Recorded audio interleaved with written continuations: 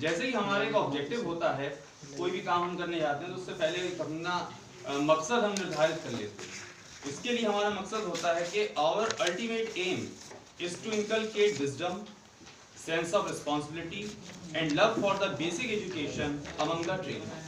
हमारा जो बुनियादी मकसद होता है वो ये है कि हम अपने ट्रेनीज यानी प्रशिक्षु में विजडम, एक विवेक निभा सकें, inculcate interest among the trainees and sensitize them for the basic education system.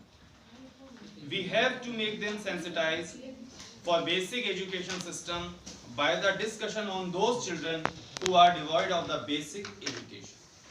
हम अपने प्रशिक्षुओं को सेंसिटाइज कर सकते हैं, संवेदनशील बना सकते हैं बेसिक शिक्षा के लिए by the discussion on those children, यदि हम ऐसे बच्चों के ऊपर अपना डिस्कशन करते हैं who are devoid of the basic education, जो कि पूरी तरह से या काफ़ी हद तक वंचित हैं बुनियादी शिक्षा से, and also provide them some strong case study method. साथ ही हम उन्हें प्रदान करें कुछ ज़रूरी, कुछ अहम case study method of the same along with the bonafide interpretation. सिर्फ हमें उन्हें केस स्टडी देना नहीं है, बल्कि उन्हें हमें एक बोनाफाइड इंटरप्रिटेशन भी देनी है। हम उन्हें एक अच्छी तरह से समझा सकें कि एक केस स्टडी है ये और इसके क्या इसके रिपरकशंस, कॉन्सिक्वेंसेस हो सकते हैं। Then classification of the students, we should classify them on the basis of their streams and interest.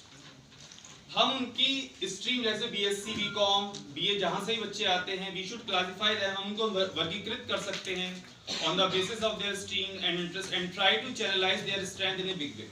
और एक बहुत बड़े पैमाने पर हम उनकी स्ट्रेंथ को चैनलाइज भी कर सकते हैं। इन groups they can teach one another, हम उनके ग्रुप बना सकते हैं जिसमें वो एक दूसरे की मदद कर सकते हैं। साइंस के बच्चे आर्ट्स वालों की मदद करेंगे, कॉमर्स के बच्चे साइंस वालों की मदद कर सकते हैं। And can conduct discussion on countless topic under minute observation, और हम अनगिनत विषय के ऊपर डिस्कशन करा सकते हैं, लेकिन उसके साथ साथ हमें उसके ऊपर एक अपनी माइन्यूट ऑब्जर्वेशन रखनी होगी, अपनी एक बारीक नजर रखनी होगी, ताकि कहीं भी आपका जो डिस्कशन है वो इधर से उधर फ्लैग ना हो। देन आता है एक्टिविटी बेस्ड लर्निंग।